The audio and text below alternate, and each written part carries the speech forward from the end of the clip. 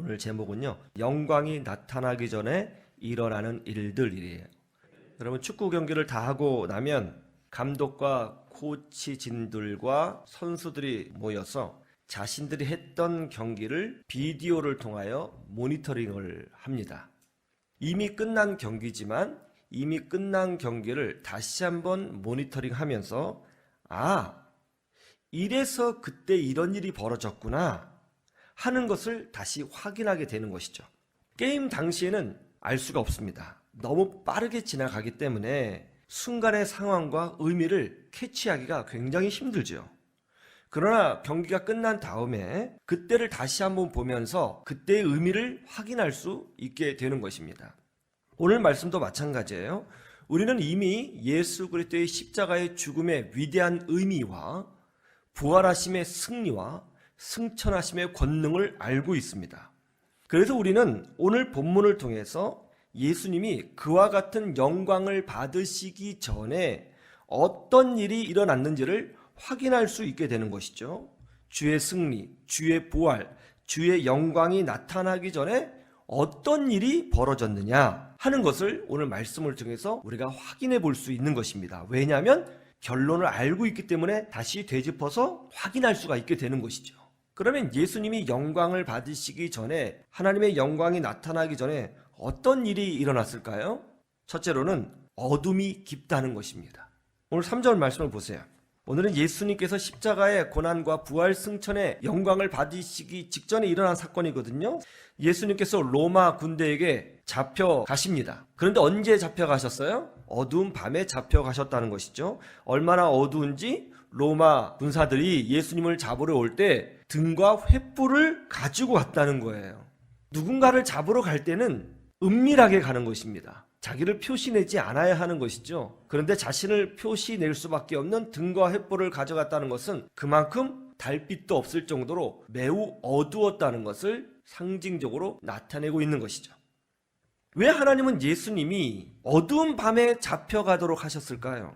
예수님이 낮에 잡혀가실 수도 있고 새벽 동틀녘에 기도하시다가 잡혀가실 수도 있잖아요.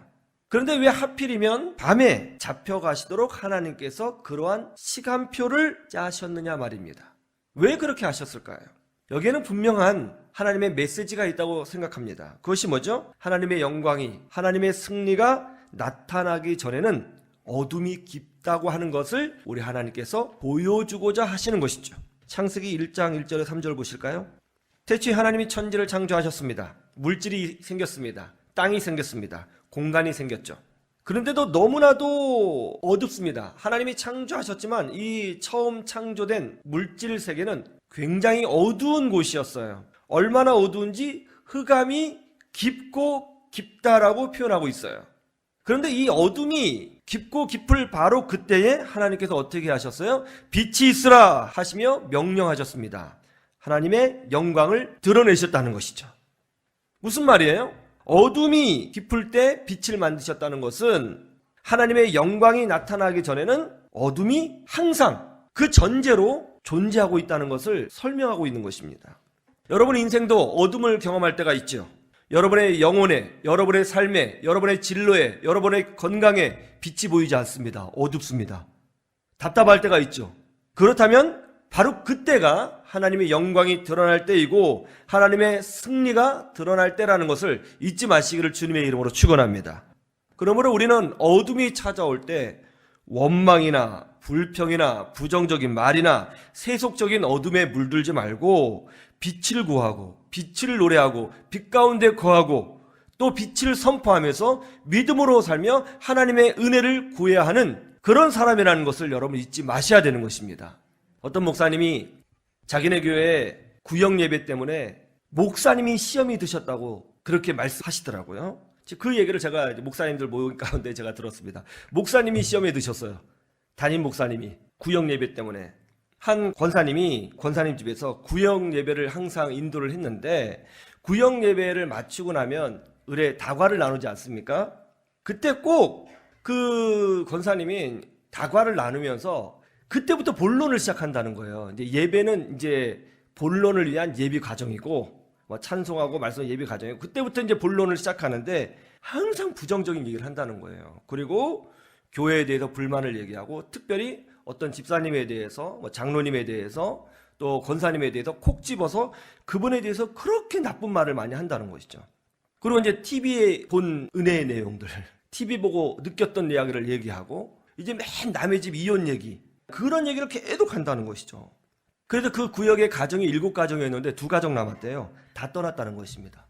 다 떠났대요. 그 담임 목사님이 자꾸 그 구역만 가면 교인이 이제 떠나니까 이제 붙잡고 물어본 거예요. 왜 그러시냐고. 말을 잘 안 하더래요. 그래서 물어봤더니 하는 얘기가 뭐냐면 그런 얘기를 해주더라는 거예요. 하나도 은혜가 안 된다는 거예요. 너무 힘들다는 거예요. 그 구역에 안 가고 싶은데 안 가면 계속 전화해서 나오라고 그러고 가면 계속 그런 얘기를 들어야 되니까 자기는 더 이상 이 교회 못 버티겠다고 나갔다는 겁니다. 그런데 또 그 권사님이 그 교회 개척 멤버예요. 이제 부임하신 목사님이신데 너무너무 힘들다는 거예요. 자기 그분 때문에. 어떻게 할 수도 없고.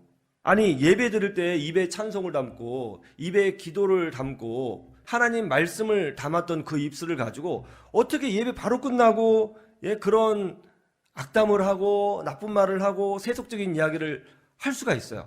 한 입을 가지고 은혜를 담고 한 입을 가지고 어떻게 어둠을 담을 수 있습니까? 그렇죠? 핸델은 독일에서 태어났습니다. 음악이 좋아서 음악가가 되었어요. 더 성장하기 위하여 영국으로 건너갔습니다. 핸델은 영국에서 이탈리아풍의 오페라를 작곡해서 큰 성공을 거뒀습니다. 그리고 돈도 많이 벌었습니다. 그런데 그 사이에 영국의 음악의 조류가 바뀌었어요. 신세대풍의 오페라가 뜨기 시작했습니다. 요즘도 그렇잖아요. 핸델이 그 신세대풍을 따라가지 못했습니다. 많이 투자를 했는데 결국 부도가 났습니다. 망했어요.